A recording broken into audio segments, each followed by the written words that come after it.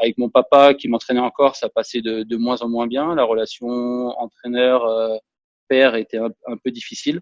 Ouais. Voilà, le discours passait plus du tout, je l'écoutais plus du tout sur un terrain. Voilà, la crise d'ado, tout ce qu'il dit, bah, c'est de la merde.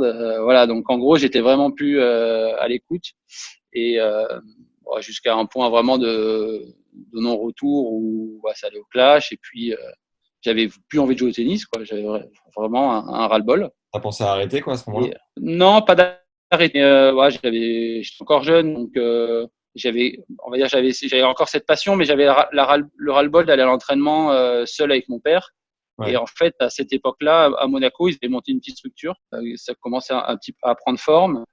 Et il y avait un groupe de 3-4 joueurs. Il y avait deux de mon âge. Il y avait Guillaume Couillard qui était un peu plus âgé.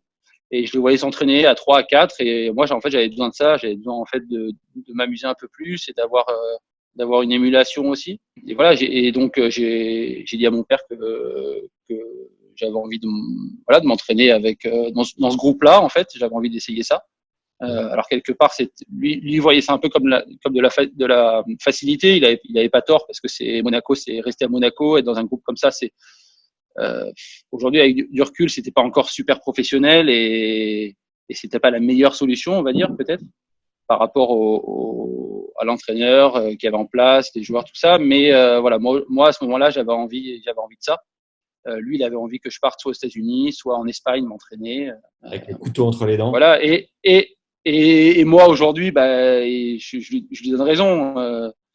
Si j'avais à conseiller à quelqu'un quelque chose, ce serait la même chose de partir, de Monaco, de voir autre chose, d'aller en fait là où le professionnalisme Bien est le établi. meilleur, tout Ouais. simplement. Mais bon, à l'arrivée, ça m'a servi parce que rien que ça en fait, ça m'a quand même relancé. T'as mis combien de temps à gagner ton Pardon. premier point ATP? Tu disais que tu avais stagné pendant 2 ans. Euh, Comment? Bah, pour tout dire, je l'ai pris, j'ai dû le prendre à cette époque-là, vers 19 ans. Et en fait, j'ai pas repris un point pendant un an.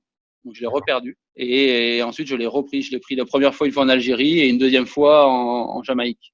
Donc, ça devait être tellement démoralisant de faire Voilà. des firsts non-stop, quoi.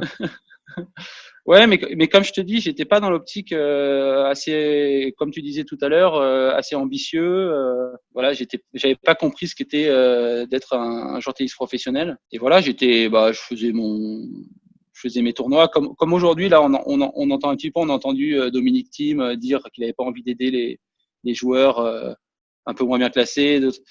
Alors, je peux le comprendre parce que j'ai été sur ce circuit j'ai été un peu végété on va dire entre 250 et 600 pendant pas mal de temps dans ma carrière. Moi, justement, voilà, à l'époque, j'étais vraiment un joueur où on peut dire j'étais pas professionnel, je donnais pas tout pour ma carrière.